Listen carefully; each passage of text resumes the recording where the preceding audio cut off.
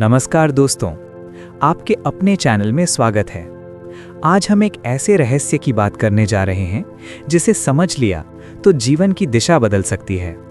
आज का विषय है शिवा का तीसरा नेत्र। अंतर्ज्ञान की शक्ति क्या है? दोस्तों, हम सब ने शिवजी की तस्वीरों में उनके माथे पर तीसरा नेत्र देखा है, लेकिन क्या वो सिर्फ एक प्रतीक है? क्या वो केवल क्रोध का चिन्ह है, या फिर वो हमारे भीतर छिपी किसी महान शक्ति का संकेत है?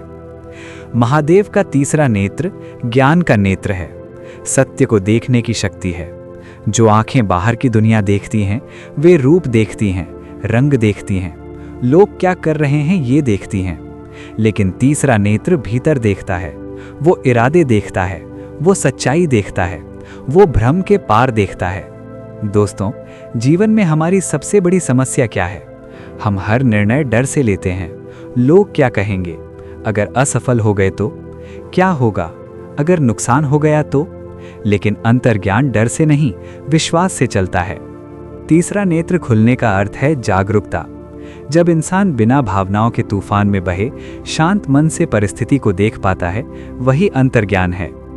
कहते हैं जब शिव का तीसरा नेत्र खुलता है तो विनाश होता है। इसका अर्थ क्या है? इसका अर्थ है अज्ञान का विनाश, अहंकार का विनाश, झूठी धारणाओं का विनाश। जब सत्य प्रकट होता है तो भ्रम टिक नहीं पाता। दोस्तों, आज की दुनिया में जानकारी बहुत है, लेकिन समझ कम है। लोग पढ़े लिखे हैं, लेकिन भीतर से उलझे हुए हैं, क्योंकि उन्होंने अपने भीतर की आवाज सुनना बंद कर दिया है। अंतर्ज्ञान कोई जादू नहीं है, ये मन की शुद्धता से जन्म लेता है। जब मन शांत होता है, जब इच्छाएं कम होती हैं, जब स्वार्थ कम होता है, तब भीतर की आवाज स्पष्ट सुनाई देती है। महादेव ध्यान में क्यों लीन रहते हैं? क्योंकि ध्यान ही तीसरे नेत्र का द्वार है। जब आप रोज कुछ समय खुद के साथ बैठते हैं, बिना मोबाइल, बिना शोर, बिना शिकायत, तब धीरे धीरे मन की परतें हटती हैं और भीतर से एक स्पष्ट दिशा मिलने लगती है।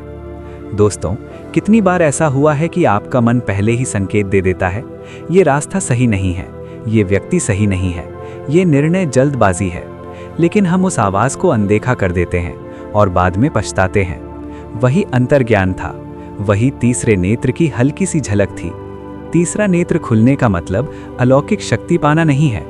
इसका अर्थ है सही को सही और गलत को गलत स्पष्ट रूप से देख पाना, बिना किसी भय, बिना किसी पक्षपात के। जब इंसान भीतर से जाग जाता है तो उसे दिखावे की जरूरत नहीं रहती। वो भीड़ का हिस्सा नहीं बनता, वो अपने रास्ते पर चलता है।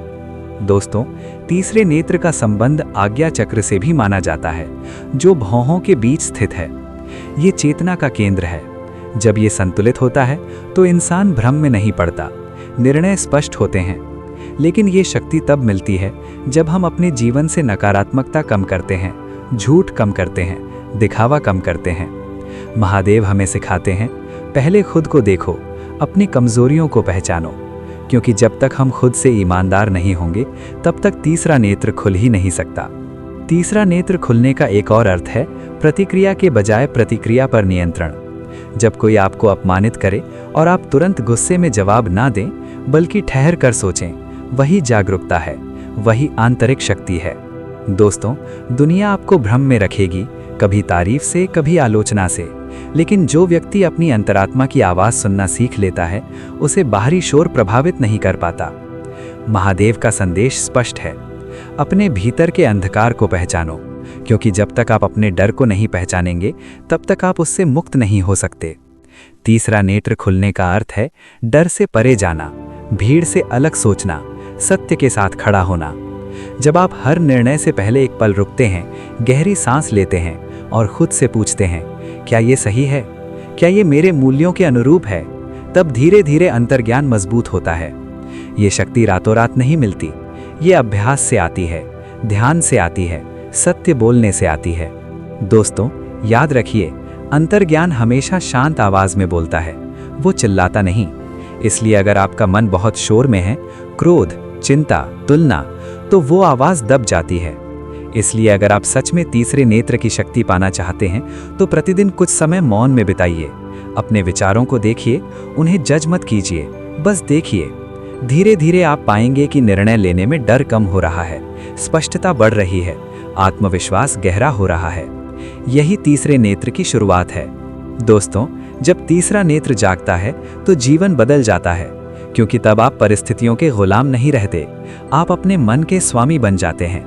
महादेव कहते हैं, जो स्वयं को जान लेता है वही सच्चा ज्ञानी है। तो आज से संकल्प लें, हम बाहरी शोर से ज्यादा अपनी भीतरी आवाज पर ध्यान देंगे, हम सत्य का साथ देंगे, हम अपने डर का सामना करेंगे। अगर आपको ये ज्ञान पसंद आया हो तो वीडियो को लाइक करें, महादेव के भक्तों के साथ शेयर करें और चैनल को सब्सक्राइब जरूर करें। हर हर महादेव। अगर ये कहानी आपके दिल तक पहुंची हो तो इसे लाइक करें, शेयर करें और महादेव की ऐसी ही कथाओं के लिए चैनल को सब्सक्राइब करना ना भूलें।